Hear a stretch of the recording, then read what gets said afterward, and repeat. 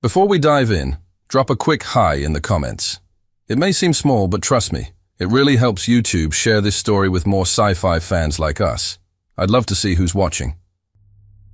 The ladle clanged against the steel pot as Juno stirred something thick, golden, and aggressively aromatic. Steam rose like a fog from the open cauldron, curling through the air vents and spilling across the mess hall of East Wing.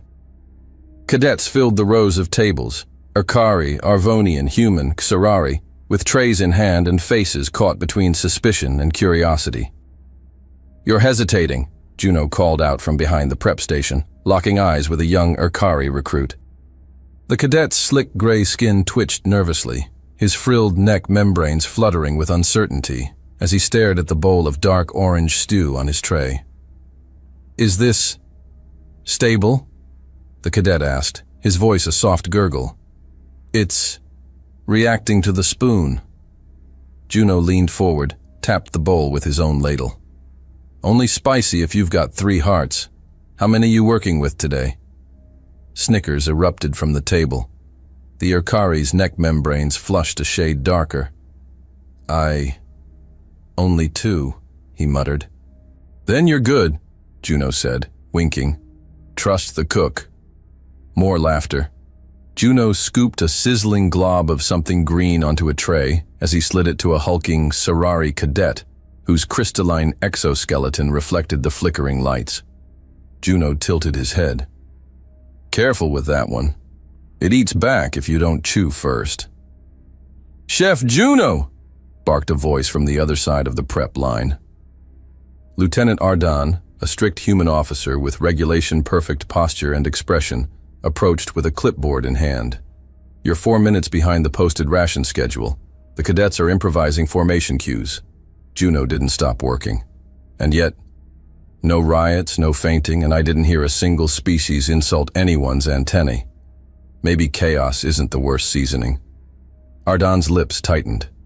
"You're operating in a military facility, not a circus tent." "I was in a circus tent once," Juno replied, flipping a piece of blistering meat over a grill plate. "Didn't last. Too many clowns." Even Ardan couldn't suppress the corner twitch of his mouth. Around them, the line moved faster. The cadets, loosened by the exchange, filled trays and seats with more coordination than chaos. Ardan looked down at his clipboard, then back at Juno. Then he left. At table 7, 2 Arvonian cadets whispered between bites, their segmented jaws clacking softly. "He put plasma pepper in Admiral Cirque's stew," hissed one. "The old man took 3 helpings. Is that skill or madness?" "I heard he once served food on a battlefield," the other replied, snorting. "Slept beside a cratering missile strike and didn't let go of his pot." Across the mess hall near the edge of the serving station, a small comms drone hovered low, recording ambient meal logs. Juno batted it away with the back of a spatula. "No recordings during sauce hour," he said. Despite the casual chaos, small formations still formed out of habit, lines half held by discipline, half by hunger. He noticed Cadet Mikhail, a lean human recruit with a bandaged arm, limping out of formation. Juno slid a sealed tray across the counter to an aide. "Block E, medbay, for the limping one. Tell him it's muscle-friendly protein sludge with anti-inflammatory spice. And not to argue." The aide nodded and jogged off. Behind the main line, a small group of cadets had gathered around the prep table. One of them, Torque, a Draith with mottled blue skin and translucent eyelids, pointed to a blade resting by the chopping board. "Chef?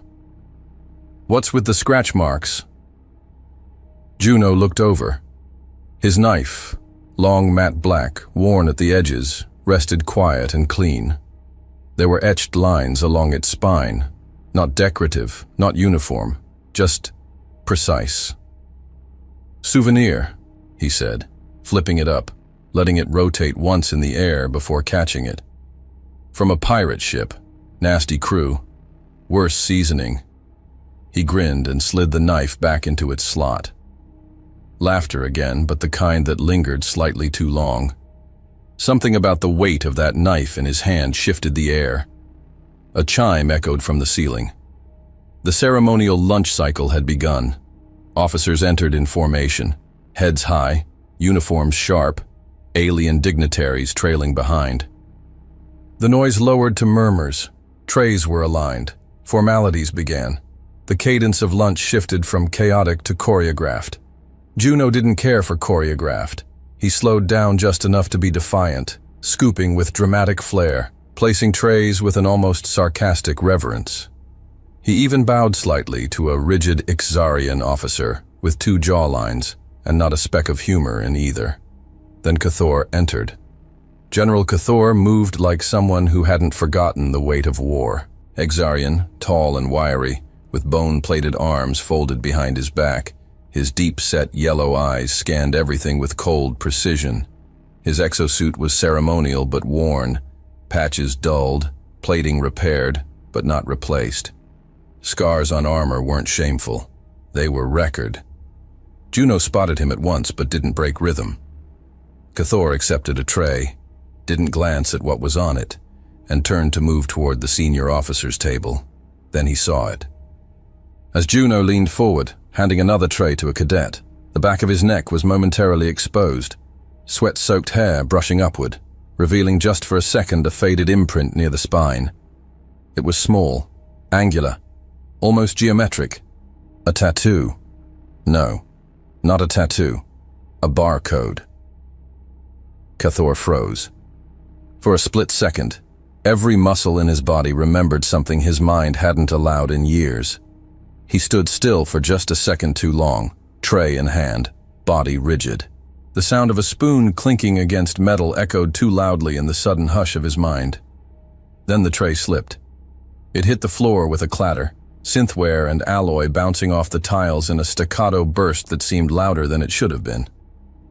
Conversations continued, but a few cadets glanced up, momentarily confused. No alarms, no shouts, just that one sound, out of rhythm. No one truly noticed, except Juno.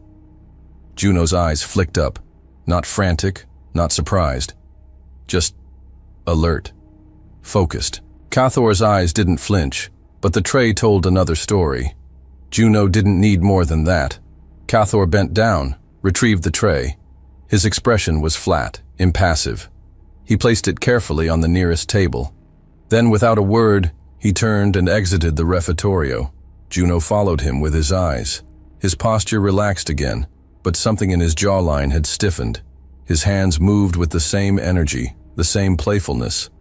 But there was a delay, a half-second pause between motions, like a machine waiting for an override. He turned back to the line, slapping another helping of roasted root creature onto a tray. "Next," he called, smiling wide again. But the smile didn't quite reach his eyes. Behind him, the oven hissed slightly as the temperature adjusted. The kitchen lights flickered once, not enough to raise alarms. But something had shifted. Cathor was gone. Juno kept working, scooping, stirring. But now he was watching. The door to Cathor's quarters hissed shut behind him. The tray was long gone. The image, however, burned itself deep into his vision. The faded mark on the back of Juno's neck. He didn't remove his gloves as he crossed the room, nor did he speak. Instead, he knelt beside a section of the alloyed floor and pressed 3 fingers into a barely visible indentation. The panel unlocked with a mechanical click. Inside, sealed behind a wall of insulated fiber and dust-caked seals, was an interface older than most cadets on the base. Cathor activated the unit, a squat console without any recognizable symbols from the modern Galactic Alliance. As it blinked to life, the interface projected a flickering grid of red over his face. "Authorization, K-147, he muttered. The console hesitated, then unlocked a directory with archaic encryption. Folders appeared, corrupted thumbnails, strings of meaningless code, and among them, fragments labeled only by Greek letters and mission timestamps. He didn't need to search long. He knew where to look. A series of images loaded, grainy footage, low-res scans. One paused mid-frame. A human, barely out of adolescence, lean but sharp-eyed, covered in ash and sweat, a symbol burned into the back of his neck. Juno. Cathor stared. The face was younger, the stance less confident, but the code on the spine, it hadn't changed. The lines were slanted, overlapping slightly, a unique variation not found in official alliance divisions. It wasn't a division mark at all. It was Class X.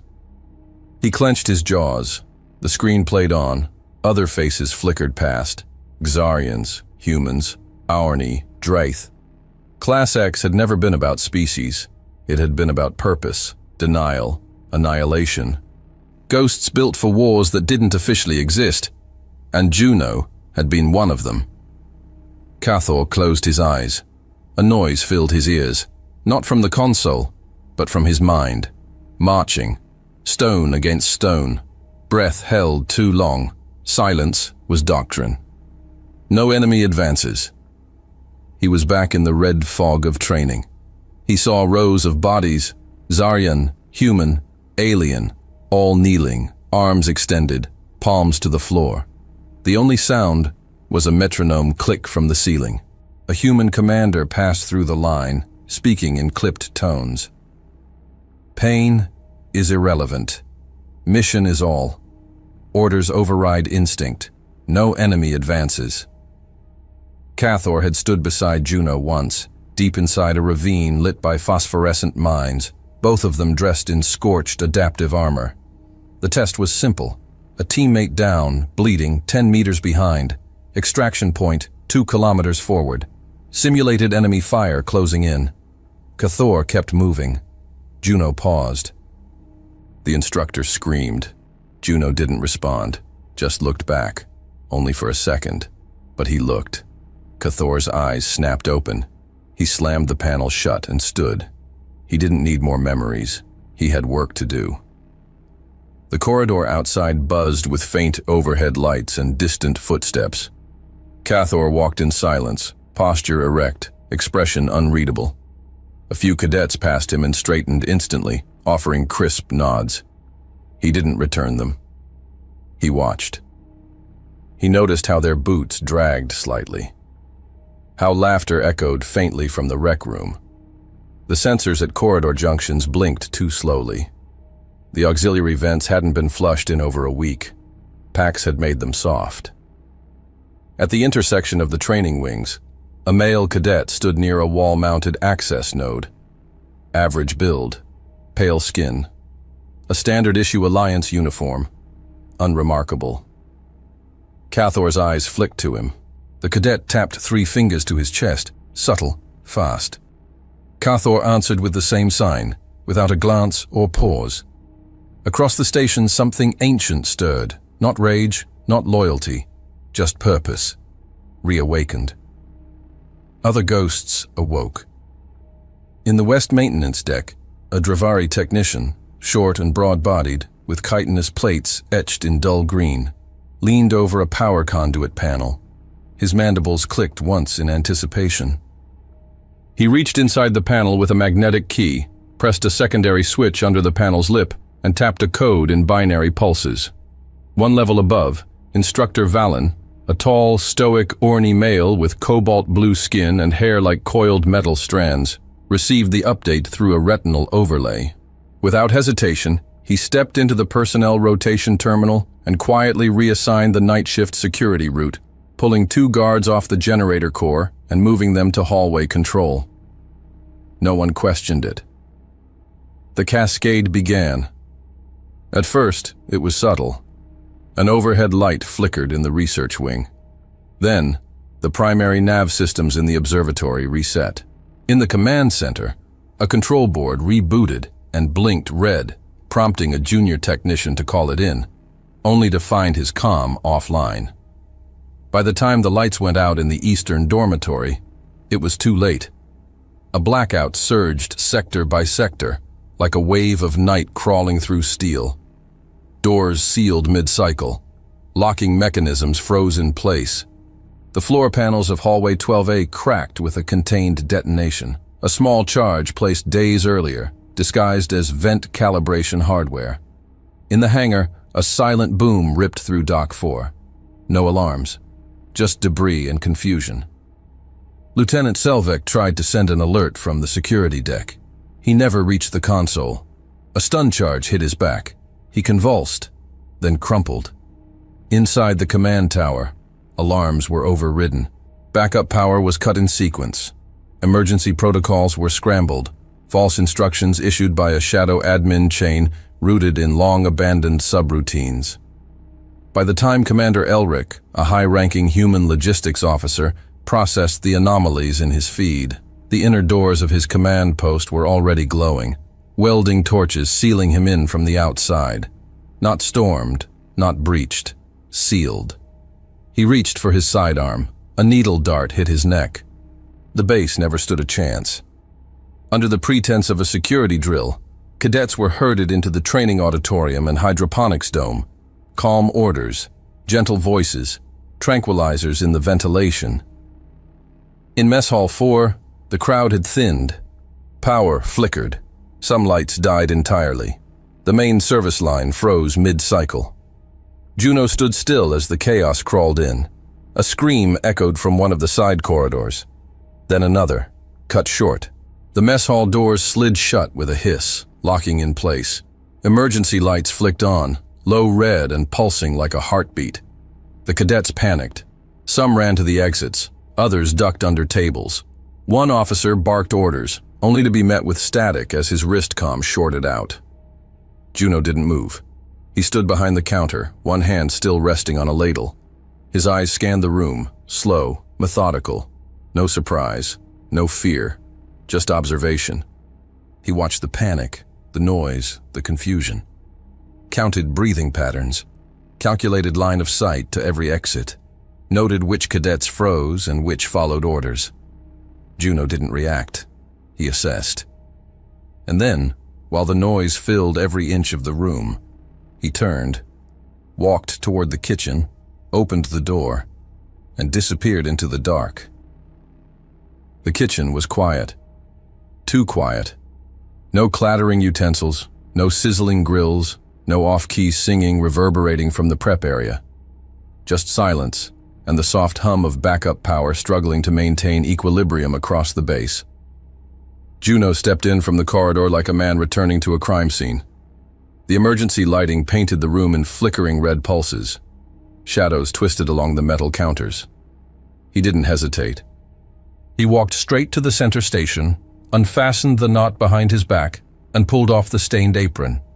He folded it, neatly, perfectly, and placed it with reverence on the cold steel counter. Then he stood still.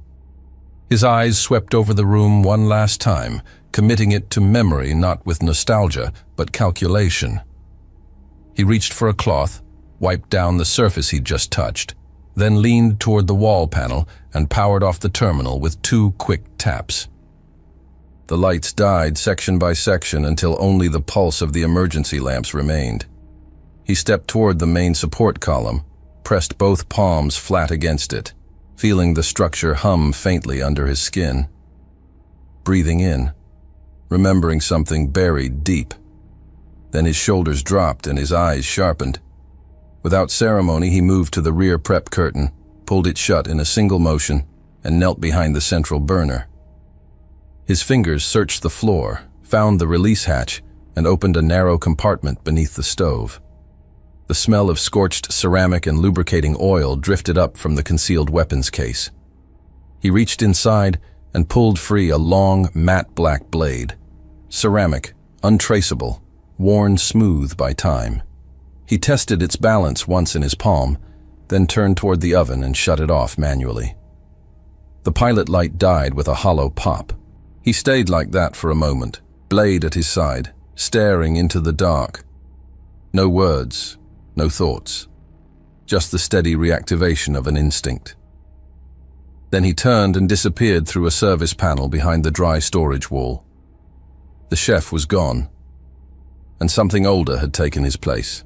Across the academy, the refectory-turned holding chamber echoed with low breathing and fear. Cathor stood alone at the center, flanked by armed sentinels in armor marked with crude hand-drawn symbols, former military, now stripped of insignia. The emergency lighting bathed everything in crimson. Faces looked distorted, eyes wide and wet. Around him, rows of cadets sat on the floor, backs against the wall, hands visible. The air was still thick with the sting of neural suppressants. He moved slowly. No theatrics, no shouting. "Do you know who I am?" he asked, voice low, deep. "No? Good." He walked between two rows, his boots tapping softly on the metal tiles. His gaze scanned their faces, not for resistance, but for weakness. He stopped in front of a young Serari, barely of age, whose crystal plates hadn't fully hardened yet. Cathor crouched, stared. The cadet didn't blink. Couldn't. Cathor held that silence a moment longer, then stood and continued on. His hand went to his belt. He withdrew a compact shock pistol and turned toward the group. Some flinched, most froze. He stepped closer to another cadet. Human this time, thin, red-haired, terrified. "J. Roan." Cathor extended the pistol and placed it in the cadet's shaking hand. "You think you're strong? Step forward. Fire at me. Prove you're the future of this galaxy." Roan stared at the weapon as if it were poisonous. Cathor waited. The boy's arms trembled. His breath hitched. The barrel dipped toward the floor. Cathor smiled. He took the pistol back. "You've been raised on peace," he said, turning toward the entire group now. His voice rose, not in volume, but in weight. "Trained by diplomats, protected by treaties, fed by systems you didn't build, and you think your uniforms make you soldiers." He walked slowly again, dragging his fingertips across the walls as he passed. "But space doesn't care for your treaties. Space doesn't answer to your chain of command." He stopped again, this time near a group of Arvonian cadets, their elongated eyes reflecting him like curved mirrors. "There is only survival, and survival requires obedience." Cathor looked down at the youngest among them, a Trelvani boy with brittle tendrils and sunken cheeks. Barely 15, his uniform too big. Cathor said, "But symbols don't fight wars. They get remembered by the ones who do." He turned and faced the room. "You are not prisoners," he declared. "You are seeds. Some of you will understand that. Some won't. Those who do will live long enough to matter." He nodded once toward his men. They didn't move, just stood still, waiting. Cathor lifted the pistol again, casually, and stared at its barrel. "I was one of the first," he said. "They called it Class X, a unit without flags, without rules. We were forged by war, discarded by politics, but we didn't vanish. We waited, because something better was coming." He looked at the cadets again, each one now a frozen portrait of confusion, fear, or forced defiance. "I don't want your loyalty," Cathor said, voice quiet again. "I want your potential." He turned and holstered the weapon. A pause. No one spoke. Then Cathor looked toward the locked doors at the far end of the chamber, eyes narrowing, his instincts catching something unspoken. He tapped a code on his wristband. The lights dimmed, almost imperceptibly, but Cathor noticed. And high above, in the quiet metal lungs of the station, something shifted. A soft static ripple buzzed through the base's internal comms, barely audible like a background glitch. Most wouldn't have noticed, but in the Rebel Operations Hub, Sergeant Threx did. He paused mid-sentence, clawed fingers hovering above a field schematic. His Draith eyes, split vertically like twin irises, twitched toward the silent console. Nothing visibly wrong, just a flick. Then a blinking camera feed from hallway 8G froze, pixelated, then black. He tapped the monitor twice. No response. On the screen to the left, hallway 7G showed two guards, Corporal Ven, human, and Harkol, a Exarian brute with bone-spined forearms, patrolling the lower generator corridor. Harkol stopped, looked left. A terminal was cycling power randomly. Ven muttered something. Harkol gestured for him to wait and stepped toward the panel. The feed jumped, flickered once, Then Harkol was gone. No sound, no flash, no motion blur. Gone. Ven looked again, confused, took a step. The only thing left on the floor was Harkol's sidearm, and a faint, curved scratch in the wall, precise, diagonal, like it had been carved by something sharp and slow. The camera feed cut out. Sergeant Threx stood up. "Sector 8 just went dark," he said. "No visual, no thermal. We lost a patrol." Lieutenant Karen, human, bald and heavyset, approached. "Sabotage?" Threx shook his head. "No breach, no pressure drop. It's internal, surgical." Down in Section 5C, another patrol was finishing a sweep. 3 men. One Dravari, Corporal Cern, with segmented shell armor and a modified plasma bore, led the group. "Clear," he said, antennae twitching. Private Eden, human, checked a supply alcove. Empty. He turned around. "Where's Olvek?" he asked. Corporal Cern turned. The third member was gone. Just gone. The supply locker was open. Inside, on the lower shelf, a helmet, his helmet, sat upright. Eden backed away. "No noise. No." Then the lights blinked, and a vent nearby hissed open for no reason. In the auxiliary hangar tunnel, 2 rebels crossed paths. Tennick, an orny male with fused knuckles and dark matte armor, and Sergeant Alar, a human with a thick scar down his temple. Both raised their weapons immediately. "Friendly!" Tennick barked. Alar didn't lower his rifle. His breathing was shallow. "What's your last route?" Alar asked. "Sector 3. Dead zone," Tennick replied. "Dead how?" "No patrols. Just quiet." They stood there, weapons half raised, sweat forming despite the base's cooling system. A shape moved in the shadows behind them. Neither saw it. Cathor stared at the hollow table inside the secured command chamber. 4 of his lieutenants were present. Captain Julik, an Arvonian with serrated jaw ridges. Commander Theiss, human, nervous and pale. Major Vosk, Xarian, silent and impassive. And Sergeant Kor, a young Dravari trying to stay composed. "Sector 4. No return from Patrol Alpha. 2 cycles overdue. Comms flicker in Sector 6. Drone relays failing. Movement anomalies in technical ducts. No visual. Environmental control is responding slower than standard." Theiss slammed a fist on the table. "This is targeted. We should mobilize response squads now. Sweep the vents, flush every shaft with gas. We're wasting time." Cathor raised a single finger. The room fell silent. Cathor didn't look up. "That's not sabotage," he said. "It's elimination." Theiss stepped back. "Of what?" Cathor looked at him now, eyes hard, unblinking. "Not what. Who?" He straightened, arms folded. "This isn't some cadet with a stolen blade," he said. "We're not being attacked. We're being cleansed." Kor blinked. "By whom?" Cathor answered calmly. "By one of us." That hit the room like a pressure drop. He moved to the wall console, accessed an encrypted file with a retinal scan. The table projected a schematic of the base, lit by sections. Block by block, lights dimmed. "System's not failing," Cathor said. "He's making it fail. On purpose." Ulick growled low in his throat. "You mean Juno?" Cathor didn't respond. Vosk finally spoke, voice gravel thin. "Then we're not facing a man. We're facing a ghost." Cathor nodded once. "He's not fighting. He's cleaning the map." In the medical wing, a rebel soldier named Bren was crouched near a sealed cryo unit. His partner Rivas had gone to inspect a power relay 10 meters away. 2 minutes passed, then 3. No sound. No return. Bren called out. No response. He stood, turned, rifle raised.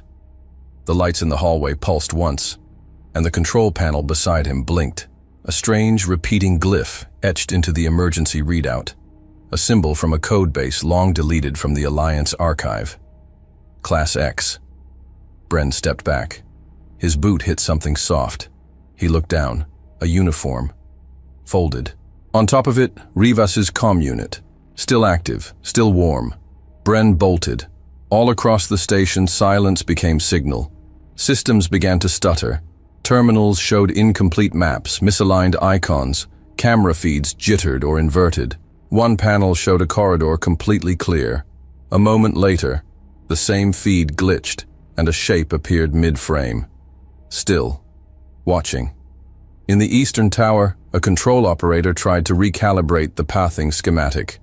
Every attempt resulted in the routes realigning themselves, pathways rewriting on their own. He frowned and tried a hard reset. The screen went black. No code, no error, just black. Observing. The morale broke before the command did. In a lower barracks, a young rebel panicked and locked himself in a closet. When found an hour later, he was shivering, eyes wide. "He walked past me," the soldier whispered. "Didn't even look at me. Just walked." The others stared. He had no hatred in him, just decision. Inside the command room, Cathor turned off the feed. "They've already lost." "What do we do?" Cathor replied with a whisper. "We adapt, or we vanish."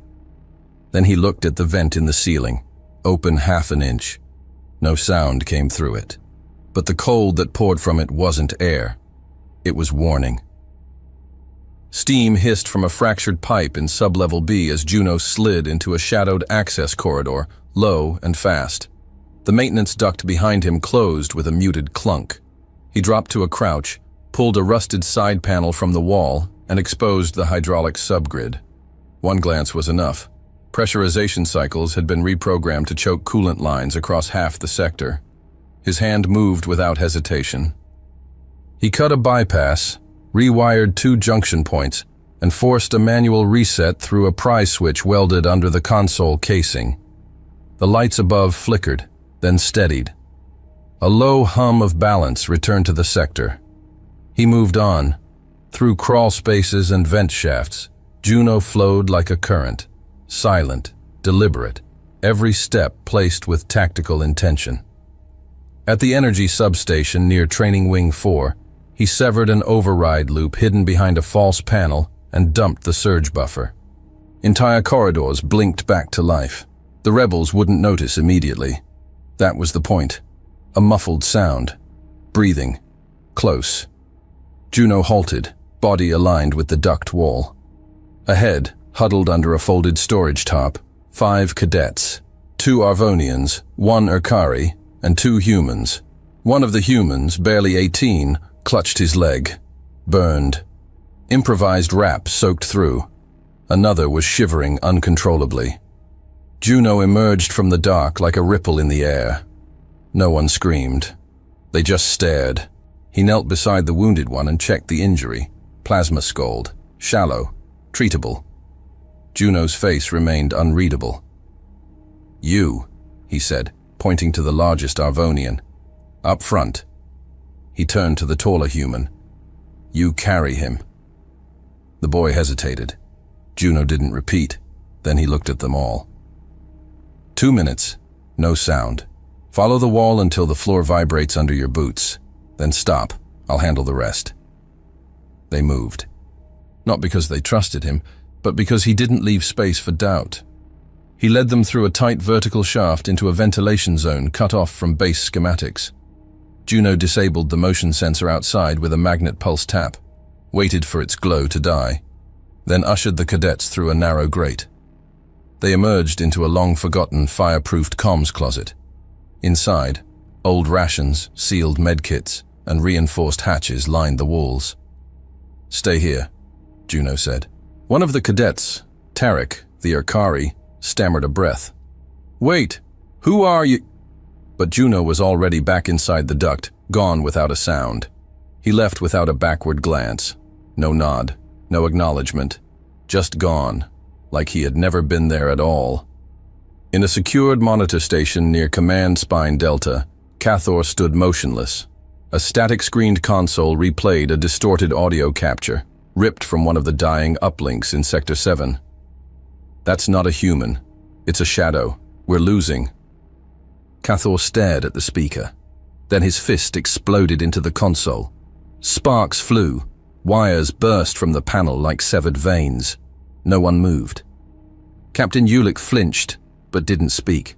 Commander Theiss, eyes bloodshot from sleeplessness, only looked at Major Vosk. The Dravari Sergeant Corps stood behind them all, jaw tight, spine rigid. Cathor stepped back, blood on his knuckles. None of them dared to speak first. His breath was ragged. His eyes locked on the corner of the room, where an old Class X terminal pulsed a faint blue glow. Outdated, manual only, hardened. He walked toward it, paused. His finger hovered over the interface. A call code, a summon beacon, a single action that would broadcast to every scattered remnant of Class X across deep space. It would burn his signature across a dozen dead systems. He stopped, lowered his hand. Not yet. His voice was dry. Cathor turned sharply. "Prep evac. Bring the cadets. Group B and C. Anyone with noble lineage." Vosk nodded. "Hangar 4's ready. We move within 5. Juno crawled through a decompression shaft in the spine corridor when he saw movement ahead. He froze. A long hallway stretched before him. Clean. Dim. At the far end, 3 rebels passed with cadets in tow, young, frightened, wrists bound in pairs. And then Cathor, not in armor. Just his exosuit's inner mesh, blood smudged on one elbow. He turned, slow, and saw the figure in the corridor. Juno stepped into the light. Cathor stopped. For one long breath, neither moved. Cathor's hand drifted toward the belt. Slow, controlled. Juno didn't mirror him. He tilted his head down by a fraction. An old salute between equals, or warnings. They stood, mirrored in silence. Not as enemies, not as allies, but as unfinished equations from the same war. Cathor's expression never changed. He turned his back to Juno, gave a curt signal to his escorts, and continued walking. Juno vanished into a side panel. The hangar lights buzzed as the evac shuttle came online. Rebel guards moved fast, checking perimeter seals, loading data cores. Cadets were herded aboard in silence. Some resisted, most didn't. Cathor stood at the boarding ramp, eyes scanning the corridors. Vosk approached with a quick nod. "All sectors unstable. If we wait longer, we lose air support too." Cathor didn't answer. He was watching the dark corner behind the fuel racks. Nothing moved. "Get them inside," he said. Behind the hangar walls, air pressure shifted. Somewhere in the vent system, a latch opened. Juno was already tracking them, silent, focused, a shadow reclaiming ground 1 meter at a time. He wasn't the man from the kitchen. Not yet. He was the thing that came after. The shuttle's underbelly ignited with a shuddering roar as thrusters fired in sequence. G-force surged through the hangar's reinforced plating. Cathor's evac vessel lifted from the deck, heavy with stolen energy cores and 14 cadets bound at the wrists, sprawled across the containment bay like currency in a war without flags. Outside, Juno launched himself from the top railing of an external platform. Mid-air, spinning once, he jammed his ceramic blade into a maintenance clamp on the shuttle's lower hull. The knife bit into alloy. Sparks bloomed. His body slammed sideways from the inertia, but he held, bare hands gripping the hot panel as the ship breached the hangar's containment field and punched into upper atmosphere. Wind screamed. The hull trembled. Juno found the maintenance access seam by feel, hidden under scorch plating, invisible unless you'd helped design the damn thing. His thumb found the indent. The panel hissed open, barely wide enough. He shoved the knife between his teeth, pulled himself through, and vanished into the ship's skeleton. Inside, the emergency crawl duct was sweltering, humid, constricted, shaking under stress. It wasn't meant for transit during ascent. It was meant for fixing things you didn't talk about in official reports. Every step forward burned skin and lungs. Juno moved anyway. He crawled through power arteries and torque shafts, ignoring the sweat blinding his vision. The blade guided his path, scraping walls when the duct narrowed. He didn't flinch. He didn't pause. In the forward crew corridor, Sergeant Revek, a Trelvani male with leathery skin and gill slits, paused mid-patrol. Something was off. A vibration that didn't belong, a creak where no weight should shift. He turned, took one step. Gone. Not a scream, not a fight, just silence. His body was found 2 minutes later by a younger rebel, throat bruised, eyes wide open, never having seen what ended him. Back in the cadet hold, tension rippled like static. 14 of them, young, sweating, confused, sat tethered by restraints along the interior walls. Cadet Braun, a bulky Arvonian with deep-set amber eyes, tried once more to jerk his bindings loose. "They're distracted," he whispered. "Now's our chance." "No sudden movements," snapped Lieutenant Darren, a rebel soldier, rifle raised. "Try that again, and I start with your kneecaps." Another cadet, Rel, a human with cropped black hair and the voice of someone who'd memorized too many training manuals, leaned in quietly. "Everyone breathe. Focus. We wait for opportunity, not chaos." Braun growled. "Opportunity's already inside this ship. You feel it or not." Silence followed. Then came a noise, not loud, not dramatic, just wrong. A vibration, underfoot, like something moving through the ship against the flow of its own systems. The cadets glanced up. The rebel guard turned sharply. Nothing in the corridor. Then the lights flickered. Not across the ship. Just in that room. Faint smoke curled out from one of the vent seams. Something hissed in the shadows near the floor. From the darkness, a figure emerged, crawling low, eyes glowing with sweat, face streaked with ash, knife in hand. The cadets froze. One cadet, Vika, an Erkari whose neck tendrils shook with panic, gasped audibly. Another pushed back instinctively, scraping their restraints against the bulkhead. "Don't move," Rel whispered. The rebel raised his weapon, but never fired. The knife hit first, thrown low and fast. It pierced the rebel's thigh, locking muscle instantly. Before the scream, Juno was on him, shoulder driving upward, hand clamping over mouth, twisting the rifle barrel out of line. No noise. One motion. And then the man was on the floor. Juno retrieved the blade. He turned to the cadets. He was panting, chest rising like bellows, black smudges covering half his skin. None of them moved. Not because they trusted him, but because he looked like something that had survived fire and kept walking. No badge, no words, just motion. He sliced through the wrist restraints of the nearest boy, then tossed the knife to Braun. "Free the rest." Braun caught it. Didn't hesitate. Rel stood. "Who are you?" Juno didn't answer. He was already moving toward the front of the ship. Cathor stood alone in the command chamber, visor flickering as he entered the final sequence. His fingers glided across the interface. A coded frequency opened, unauthorized, encrypted, ancient. He bypassed modern restrictions with dead channel protocols from another era. One more keystroke and the beacon would trigger, transmitting a pulse across forgotten nodes, calling every surviving shadow of Class X to respond. He clenched his fists. On the terminal screen, a green line blinked. Open channel. He raised his hand and saw it.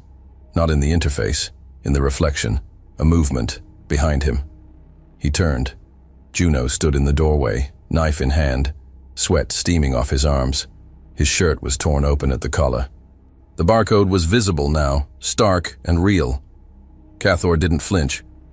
"You call me a runner, Cathor." His voice wasn't raised. It didn't need to be. "But who's hiding behind hostages now?" Cathor's lip twitched. "More will come," he said. "Class X isn't dead. You know that. You lived it. There's nothing you can do to stop it now." Juno stepped forward. One step. "Then I just need to be faster than your message." And he moved. They both did. Juno moved first. The gap between them disappeared in half a breath. No war cry, no warning. Just the sound of ribs colliding with steel, skin slamming into bulkhead. It wasn't a fight yet. It was a detonation. Juno's shoulder hit Cathor mid-frame, driving him into the side panel. Cathor twisted, using the momentum, slamming an elbow down hard on Juno's spine. Juno staggered, caught himself on the bulkhead and pivoted, knife slicing toward Cathor's throat. Cathor leaned back just far enough. The ceramic blade grazed his jaw, drawing blood. He grinned, eyes wide, then retaliated. A boot to Juno's knee buckled him. Cathor grabbed his collar, spun him sideways, and threw him across the command module. Juno slammed into a gravity support panel with a crunch. Sparks burst. The stabilizers blinked erratically. The artificial gravity wavered. Both men staggered as the floor pulled unevenly beneath them, bodies now drifting an inch before being slammed back down by recalibrations. Cathor lunged in low, trying to grapple. Juno twisted, wrapped an arm under Cathor's neck and rolled. They hit the floor hard, still sliding in microbursts of grav fluctuation. A pipe cracked above them. Gas vented from the ceiling, hot, hissing, shimmering with heat. Cathor roared and drove a knee into Juno's ribs. Juno coughed blood, rolled sideways, lost grip on his blade. It clattered out of reach. Cathor pounced, straddling him, forearm locking under Juno's jaw. "You're fighting for them?" he growled. "For what? Uniforms? Orders? You think they'll remember you after this? They erased us." Juno's only answer was a sudden jerk of his head, slamming his forehead into Cathor's nose. Cartilage crunched. Blood sprayed. Cathor reeled. Juno shoved with all his weight, breaking free. They were both on their feet again, breath ragged, blood mixing with sweat. The flickering lights cast strobing shadows across the room. Every breath sounded like a warning. Every motion was thunder. Outside the control module, in the central corridor, the cadets watched through the open blast door. 14 faces, pale and wide-eyed. Vika's tendrils were limp with shock. Rel held Braun back with a trembling arm. The cadets had been trained in tactics, strategy, protocol. But this was something else. Some recognized the barcode on Juno's shoulder. None spoke it aloud. Whatever he had been, he wasn't that anymore. He was something worse, or something better. They just didn't know which. Raw, unforgiving. The kind of violence no simulation dared to show. Cathor charged again, roaring now. He grabbed a steel support pipe ripped from the ceiling and swung. Juno ducked, kicked his shin, then caught the second swing with both forearms, bone shuddering from the impact. He used Cathor's forward motion, redirected it, and rammed him against the control terminal. Monitors cracked. Cathor snarled, elbowed Juno's throat, then grabbed his shoulder and heaved him sideways, straight through the narrow corridor, back into the crew bay. They collided with crates and wiring, crashing over spilled coolant. Juno's foot slipped. Cathor took the opening, grabbed Juno by the collar, and slammed him onto the floor. Once, twice, then paused. Blood dripped onto Juno's cheek. Cathor leaned close. "They'll abandon you again," he hissed, "the moment they realize what you are." Juno didn't blink. He swung upward with his legs, wrapped them around Cathor's midsection, and rolled, flipping him over. Now Juno was on top, and he didn't stop. A fist to the ribs, another to the throat, another to the face. Cathor blocked one, two, but the third broke through. The cadets flinched at the sound of it, flesh against bone. A wet crack. Braun turned away. Vika covered his face. "They're going to kill each other." Juno pulled back, breathing like a furnace. Blood ran from his nose, his brow, his lip. His shoulder was half dislocated, but his grip didn't loosen. Cathor twisted, grabbed Juno's wrist, pulled him forward, and headbutted him. Juno collapsed backward. They both rolled away, gasping. Now both limping, one holding a side, the other dragging a leg. They rose again, broken, bent but upright. No words now, only fists, elbows, knees. Sounds of impact, wet, ragged, metal groaning underfoot. The corridor spun around them, lights pulsing, the walls shifting as the ship's systems destabilized further. Smoke curled in from the cooling ducts. Fire-suppressant foam hissed somewhere behind the walls. Cathor grabbed a conduit and swung again. Juno ducked, stepped in, drove a palm into Cathor's chest. Cathor stumbled, then grabbed Juno's arm and bit down. Juno screamed, first time, snapped his elbow into Cathor's temple. Cathor fell, briefly. They separated for a moment. Both hunched, both bleeding. Juno wiped his face. It came away red and black. He barely saw out of one eye. Cathor was wheezing now, a rattle deep in the lungs. They stared at each other, not with hatred, but with memory. The lights above them flickered one last time, and died. Only the emergency strips glowed now, thin red slashes across their bodies, like the ship itself held its breath. They moved again, one final time, no weapons, no tactics, just muscle, instinct, and rage shaped by training. The cadets didn't breathe, not one. Juno and Cathor collided for the final time. A sharp, wet crunch echoed through the command corridor as Juno's final blow landed, his knuckles connecting with Cathor's temple in one last arc of raw exhaustion. The general's body went slack instantly. No groan, no resistance. He collapsed sideways, as if his skeleton had finally surrendered. The impact against the metal floor was dull, final. Silence reigned. The hum of emergency power flickered in the background. Panels blinked uncertainly, their circuits still struggling to recalibrate from the destabilized systems. The cadets didn't speak. No one moved. Cathor, once the embodiment of command, lay still, like a relic snapped from time, too heavy to stand in this world anymore. Juno remained on his feet, swaying slightly. His fists hung loose by his sides, one still dripping blood. He didn't look at the cadets. He didn't even look at Cathor. He stared forward, chest heaving, as if rebooting from the inside out. The violence had stopped, but the mechanism in him was still decelerating. He killed him. Vika took a shaky step back and bumped into the corridor wall, sliding down until he sat hard on the floor, wide-eyed, his tendrils drooping. Juno finally turned his head. He moved toward the cadets, not fast, not slow, just steady, each step marked by the rhythm of exhaustion. The group instinctively recoiled. Some closed their eyes. Braun stepped in front of two smaller recruits, not in defiance but in primal reflex. They had no idea what came next. Juno stopped a meter away. His body was battered, covered in soot, blood, and sweat. His right eye was nearly shut. The barcode on his neck glistened faintly in the red emergency lights. He raised a hand, not as a threat, just open, toward them. "Stay calm," he said, voice hoarse but even. "It's over." The cadets didn't relax, not yet. But something in the tone, the lack of force, the absolute control, anchored them.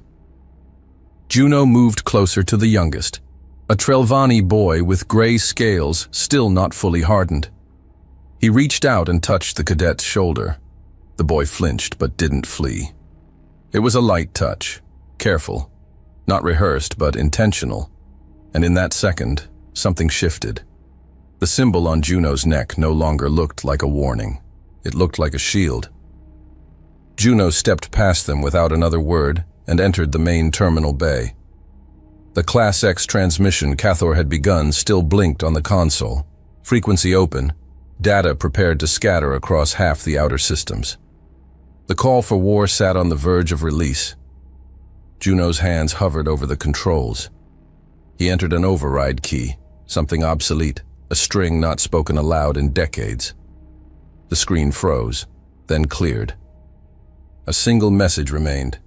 He tapped out the code slowly, deliberately, every keystroke a decision. Class X is not the end.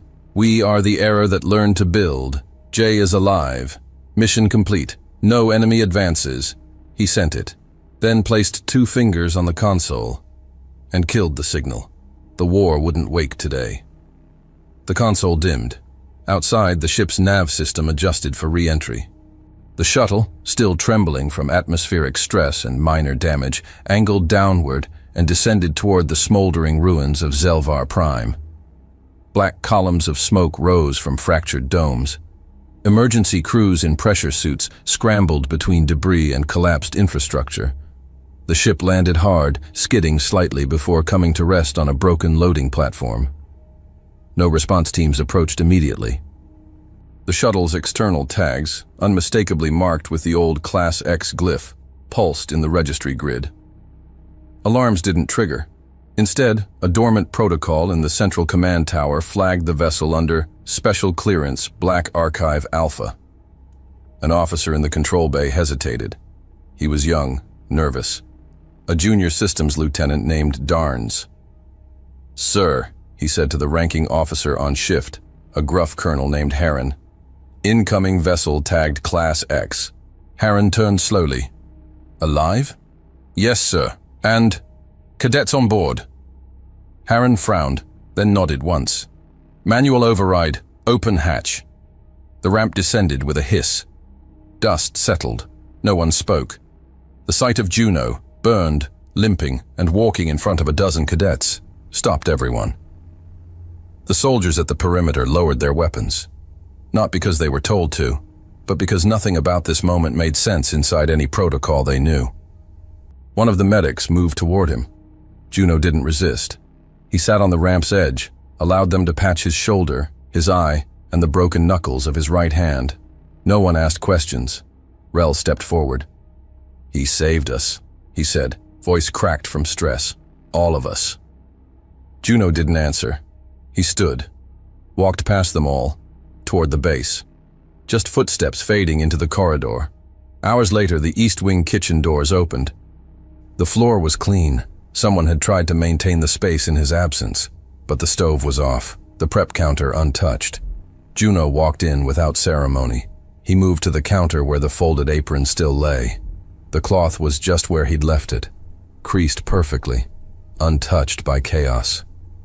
He picked it up, shook it out once, then slipped it over his head and tied it behind his back. There was a long moment of stillness, a pause between worlds. Behind him, a young cadet, a human boy named Kelm, stood holding a tray. His face still bore the dust of smoke and fear. "Sir, thank you for what you—" Juno turned halfway, pointed to the sink. "If you really want to thank me, wash that pan. I'm absurdly behind schedule." Kelm blinked, then without a word, moved to obey. Juno turned back to the cutting board, hung the ceramic knife on a magnetic strip beside the standard blades. It didn't match. Didn't need to. Above him, a ceiling camera rotated slightly, zooming in on the apron tied tight across his back. The barcode peeked from the collar, unhidden, undenied. Its black handle gleamed against the wall, the edge still stained. The barcode on Juno's neck was now fully visible. No attempt to hide it. Outside the kitchen, cameras in the main hallway activated again. One feed paused for a fraction of a second as a data packet transmitted through a dormant channel.